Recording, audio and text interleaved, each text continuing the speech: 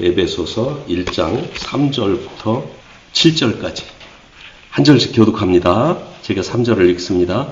찬송하리로다 하나님 곧 우리 주 예수 그리스도의 아버지께서 그리스도 안에서 하늘에 속한 모든 신령한 복을 우리에게 주시되 곧 창세전에 그리스도 안에서 우리를 택하사 우리로 사랑 안에서 그 앞에 거룩하고 흠이 없게 하시려고 그 기쁘신 뜻대로 우리를 예정하사 예수 그리스도로 말미암아 자기의 아들들이 되게 하셨으니 이는 우리를 사랑하시는 자 안에서 우리에게 거저주시는 바 그의 은혜의 영광을 찬송하게 하려는 것이라. 7절 다 같이 우리는 그리스도 안에서 그의 은혜의 풍성함을 따라 그의 피로 말미암아 속량 곧 죄사함을 받았느니라.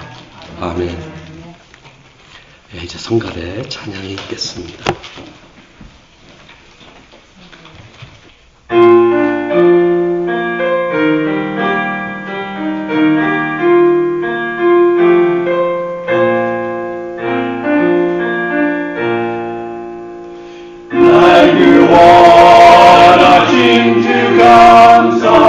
모든 것 주신 감사 지는 주 어미의 감사 주의 곁에 계시네 향기로운 봄철의 감사 새로운 가을의 감사 사라진 눈물로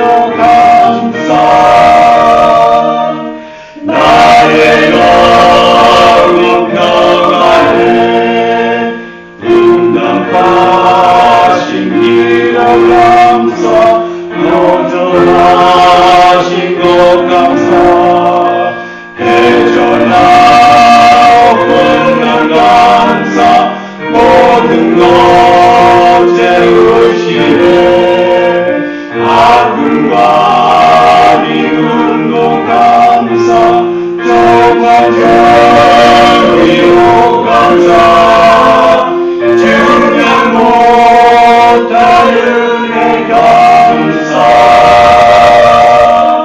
크신 사랑 감사해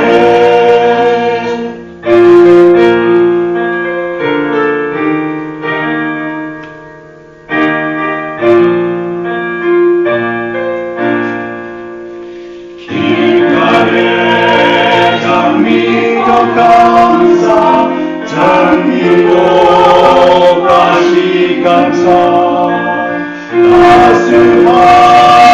따스한 감정 희망 주신 것 감사 기쁨과 슬픔도 감사 하늘과 하늘 감사 내일의 희망을 감사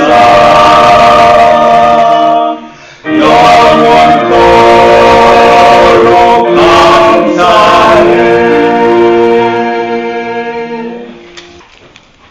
하나님, 이제는 주님의 말씀 듣는 시간이 되었습니다. God, it is time to hear your word. 말씀을 전하는 저 입술에 하나님의 거룩함으로 기름 부어 주시어서 진실한 마음으로 전하게 해 주시옵소서. Please anoint my lips with your holiness as I speak your word, so that I may speak with a sincere heart. 듣는 이들이 귀를 열어 설교를 들을 때 그 의미를 이해하고 들리는 말씀을 마음에 새기고 실천하도록 인도하여 주옵소서. Please open the ear of the listeners so that they may understand the meaning of the sermon. Engrave the word they had in their heart and lead them to practice them. I pray in the name of Jesus. 아멘. 지난 시간에 제가 이렇게 선원생활을 했다는 말씀을 좀 드렸습니다.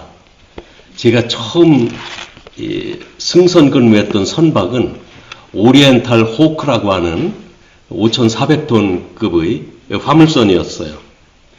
이제 1급 통신사 면허를 제가 가지고 있었지만 6개월간의 승선 경험이 있어야 선박통신국장을 할 수가 있었습니다. 그래서 선박통신사 면허를 6개월간 경험이 있어야 또 일반 통신사에서 선박통신사로 이제 면허가 바뀌는 거죠. 그래서 선박통신국장을 할 수가 있었어요. 저희 첫 항차에 일본에서 철강자재를 싣고 말레이시아에 가서 하역을 한 다음에 그 다음에 인도네시아에 가서 이제 그 원목 통나무를 실어오는 것이 첫 항차에서 제가 할 일이었습니다. 밤에 부산항을 출항했는데 출항한 줄도 모르고 그 통신국장한테 이 배가 출발한다고 했는데 언제 출발합니까? 하고 물었어요. 그랬더니 그 통신국장이 빤히 얼굴을 쳐다보더니 아니 출항한 지가 언젠데 벌써 30분도 지났다는 거예요. 그래서 얼른 그 선창 이제 캐빈이라고 그러죠. 선창으로 보니까 밖이 깜깜해졌습니다. 그래서 얼른 통신실 문을 열고 밖으로 나가서 뒤를 보니까 부산항의 불빛이 이제 멀리 사라지고 있었어요. 그때야 나의 선원 생활이 이제 시작됐구나 그렇게 느꼈고 한국을 떠나 이제 외국으로 간다고 하니까 갑자기 고향 생각이 나는 거예요. 제가 예수님을 주님으로 영접하였을 때 처음에는 깊은 감격 가운데 있었습니다. 그리고 그 감격을 영원히 잊지 못할 것 같았어요. 그런데 저희 감격은 오래가지 못했고 일상생활을 하는 가운데 그 감격을 잘 느끼지 못했습니다. 예수님을 믿고 구원 얻은 것은 참 놀라운 경험입니다. 그 놀라운 경험은 우리를 새 사람으로 변화시킵니다. 그러나 매일의 생활에 감격이 넘치는 사람이 있는가 하면 덤덤하게 살면서 꾸준히 변화하는 사람도 있습니다. 그러나 확실한 것은 예수님을 자신의 주님으로 영접하고 성령으로 거듭난 사람은 변화해 간다는 사실입니다. 오늘은 죄인들을 구원하시기 위해 하나님이 창세전에 세우신 구원 계획이 무엇인지를 말씀드리려고 합니다. 또 그 계획을 나누기 전에 먼저 태초의 인간과 인간이 범한 죄의 결과에 대해서 한 번 더 살펴보려고 합니다. 첫째, 에덴 동산의 의미에 대해서 한번 설명드립니다. 하나님은 세상을 창조하실 때 식물들을 먼저 창조하시고 그 다음에 동물들을 창조하십니다. 그리고 6째 날에 동물들을 창조하신 후에 맨 끝에 우리 인간들을 하나님의 형상을 따라 창조하셨습니다. 동물들과 사람들이 같은 날 창조하였기 때문인지 사람들에게도 동물과 같은 동물성이 있습니다. 아마 다 인정하실 거예요. 그래서 그런지 사람들은 생각하기를 동물이 진화해서 사람이 되었다고 그렇게 생각을 해요. 그러나 성경은 그 하나님이 사람을 동물과 구별되게 별도로 창조하셨다고 말씀하고 있습니다. 동물에 대해서는 하나님의 형상대로 창조하셨다거나 그런 말이 없어요. 그러나 사람은 하나님의 형상을 따라 하나님의 모양대로 창조하셨다고 말씀을 하고 있어요. 자, 그리고 하나님이 창조하실 때 동물이나 식물을 처음에 두셨던 그곳이 그 생물이 서식할 수 있는 최적의 환경이었습니다. 물고기는 만드셔서 어디에 두셨습니까? 물에 두셨습니다.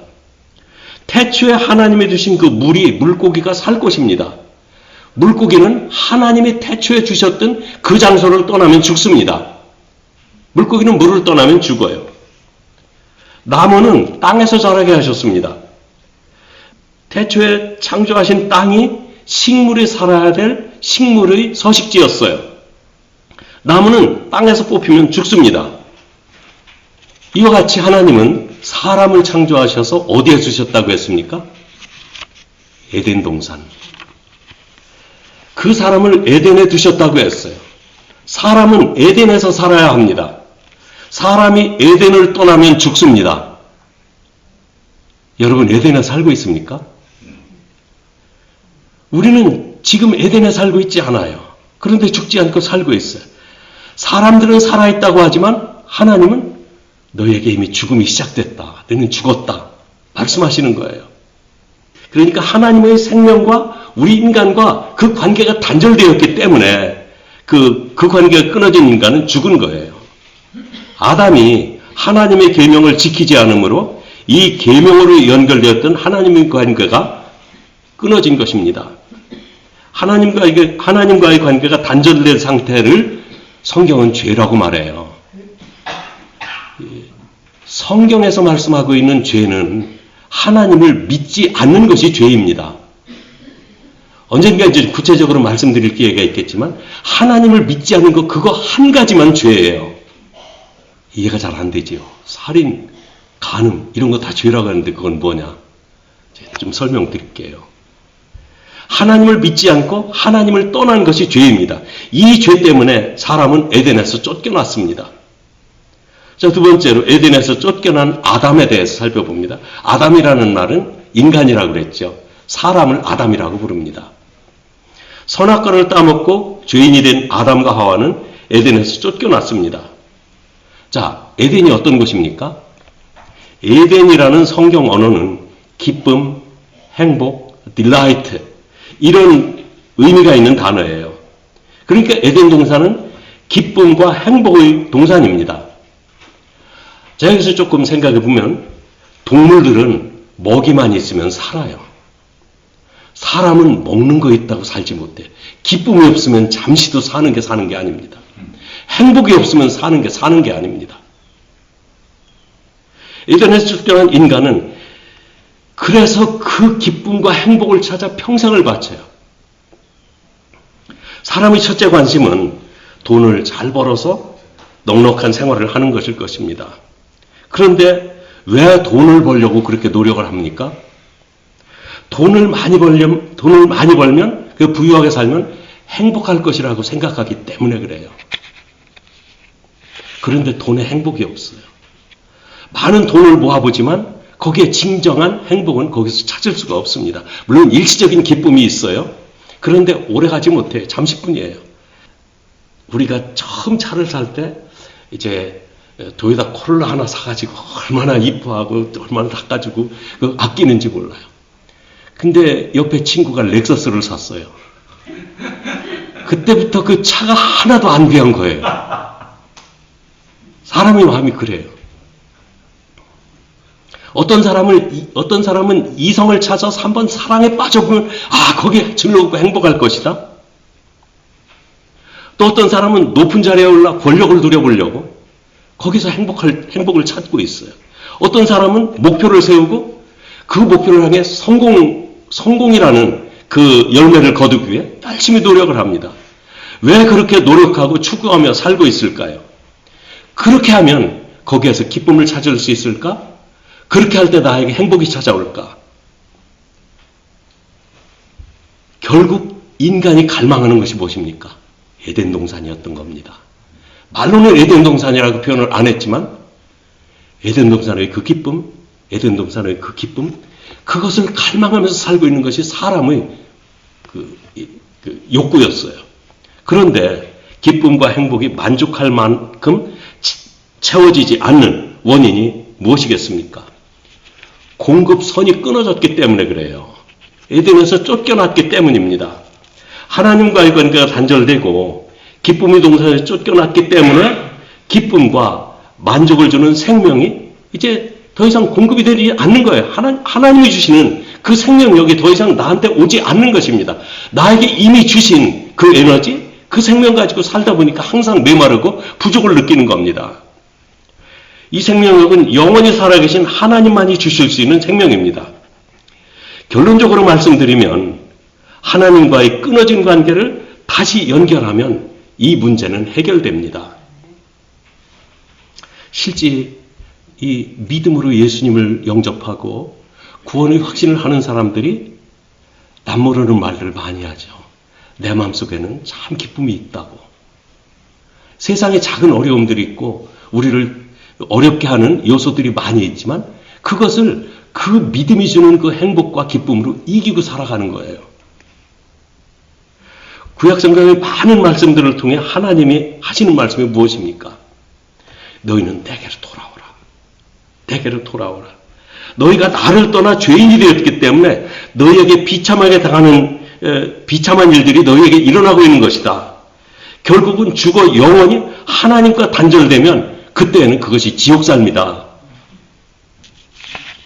그러므로 육체가 죽기 전에 하나님과의 관계를 회복하라고 안타깝게 부르시는 하나님의 음성. 이것이 이 성경에 기록되어 있는 하나님의 사랑의 편지입니다. 우리 육체가 죽었다는 증상들이 있습니다. 그 증상들은 하나님과 단절된 증상들이에요. 행복 결핍증입니다. 공급이 안 되니까 항상 결핍을 느껴요. 기쁨 결핍증입니다. 영적 영향이 부족하다고 느끼니까 다른 사람의 행복과 기쁨을 샘내고 그것이라도 빼앗아 누려보라 그래요. 그것이 질투와 시기와 다툼입니다. 그래서 돈으로 이겨보려고 하고 권력으로 이겨보려고 하고 심지어 남을 해쳐서라도 그 행복을 뺏어서 내 걸로 누리려고 하는 것. 이것이 사람들이 범하고 있는 죄악들이에요. 그러니까 남을 이겨야 내가 행복할 것이라고 생각하기 때문에 굳이 왜 남을 누르려고 해요? 왜 굳이 남의 걸 도둑질하려고 해요? 그렇게 해서 내가 더 가지면 행복할 줄 알기 때문에 그러는 겁니다. 그런다고 채워지나요? 안 채워집니다.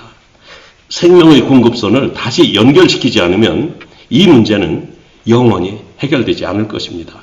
이것이 곧 우리가 죽었다는 증상들이에요. 우리 육체에도 질병이 들어오면 증상들이 나타납니다. 몸에 들어온 감기 기운이 내 몸의 건강을 이기면 나는 감기에 걸립니다. 감기에 걸린 증상은 열이 오르거나 기침을 하거나 콧물이 흐르거나 하는 그런 증상들입니다. 그런데 여러분 한번 질문해 보십시다. 열이나 기침이 감기인가요? 또 콧물이 감기인가요? 아니죠. 증상들이에요. 증상들이. 몸에 감기가 있기 때문에 기침과 열이 나고 콧물이 흐르는 것입니다. 여러분, 살인과 간음과 도둑질과 욕심, 이거 죄의 결과들입니다. 그러니까 죄의 증상들인 것입니다. 나에게 죄가 있기 때문에 하나님으로부터 관계가 단절된 이 죄가 있기 때문에 이 죄로 인해서 우리들에게 자꾸 그런 것이 나타나는 거예요. 그래서 우리가 살인하지 않았다고 죄인이 아닙니까? 나 도둑질 안 했으니까 죄인이 아닙니까? 아니에요. 도둑질 안 하려고 해도 내 속에 죄가 있는 한 계속 그런 욕망이 생기는 거예요. 이 감기 먼저 열 내리기 위해 갔다가 얼음찜질하고 또 기침 안 나기 위해서 용각산을 먹고 그런다고 해서 감기 고쳐지는 건 아니잖아요. 감기를 고치면 기침도 완화되고 콧물도 없어지고 고쳐지는 거예요. 우리가 근본적으로 정말 이런 죄악이라고 생각하는 거 멈추려면 하나님께로 돌아오셔야 됩니다. 하나님과의 관계를 회복하고 하나님의 사랑을 느낄 때 우리에게 어느새 그런 욕망들, 인간적인 그런 욕심들, 죄라고 생각하는 것들 점점 더 하나씩 사라질 거예요. 어느 날 갑자기 사라지는 거 아니에요. 그러나 우리가 육체를 지니고 있는 한 그 욕심은 이 세상에 사는 동안은 완전히 깨끗하게 사라지는 사람은 없을 겁니다. 우리가 하나님 나라에 이르면 하나님께서 그때 온전히 거룩하고 또 성화시켜 주신다고 말씀하고 있어요.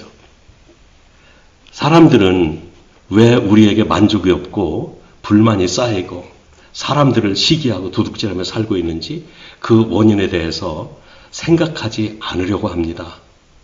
하나님을 떠난 죄에서 돌이키고 하나님께 돌아와 하나님과 관계를 회복하면 해결되는 문제예요. 우리가 죄라고 하는 그 행위들, 이것이 모두 다 이제 사실은 그것이 근본적인 죄가 아니라 죄가 있기 때문에 나타나는 증상들 기억하시기 바랍니다. 우리에게는 아직 회복시킬 기회가 있습니다.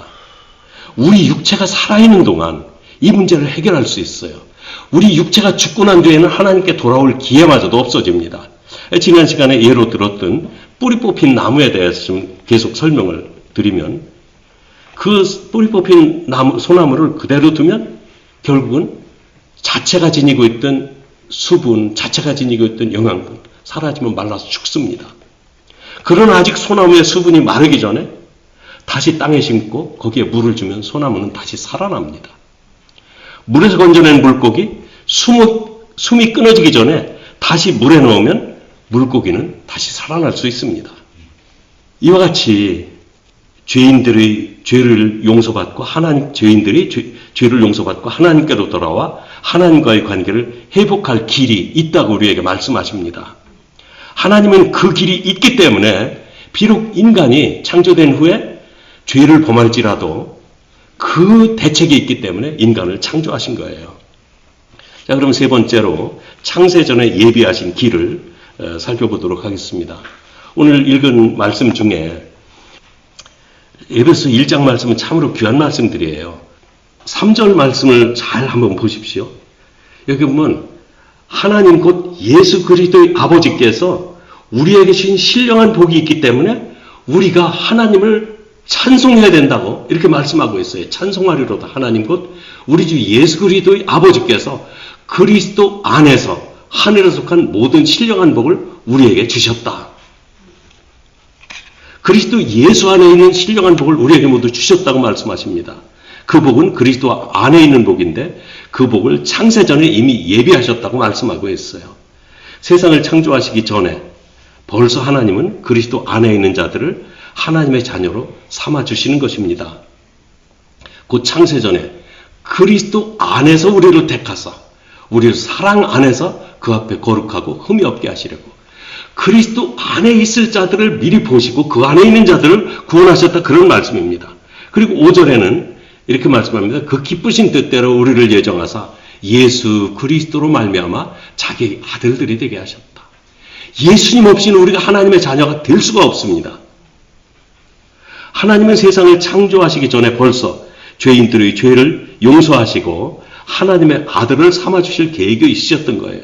그 계획이 그리스도 안에 있는 자들을 하나님의 자녀로 삼아주시는 것입니다.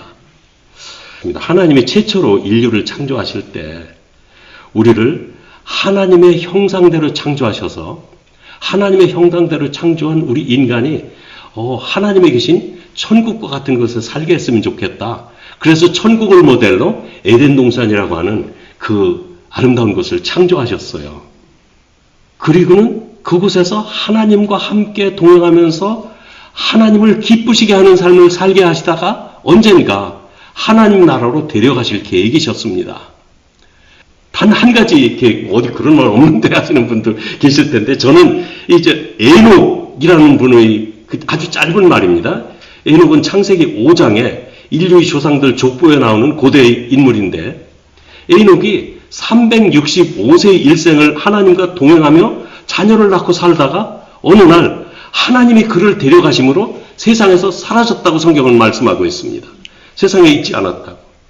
이 말씀에 대해서 히브리서에서는 이제 신약에 와서 그 일을 말씀하는 겁니다. 이렇게 말합니다. 이거 같이 한번 읽어보십시다. 시작. 믿음으로 에녹은 죽음을 보지 않고 옮겨졌으니 하나님이 그를 옮기심으로 다시 보이지 아니하였느니라. 그는 옮겨지기 전에 하나님을 기쁘시게 하는 자라 하는 증거를 받았느니라. 아멘. 하나님을 기쁘시게 하는 삶을 살다가 언젠가 하나님이 데려가심으로 에녹은 세상에 있지 않았다고 그랬어요. 산채로 천국으로 죽음을 경험하지 않고 천국으로 들어간 유일한 인물입니다. 그런데 여기서 죽음을 보지 않고 옮겨졌으니, 그리고 하나님이 그를 옮기심으로, 또 옮겨지기 전에, 옮긴다는 말이 이렇게 반복되고 있는데, 골로새서나 이 신약 성경에 보면은 우리 예수 믿는 사람들을 그 아들의 기쁨의 나라로 우리를 옮기셨다고 말씀하시는 거예요. 아직 살아있는데. 믿고 구원받은 사람은 이미 하나님의 나라의 백성이 되었다는 말씀을 그렇게 표현하는 거예요. 우리도 옮겼다고 성경은 말씀하고 있어요.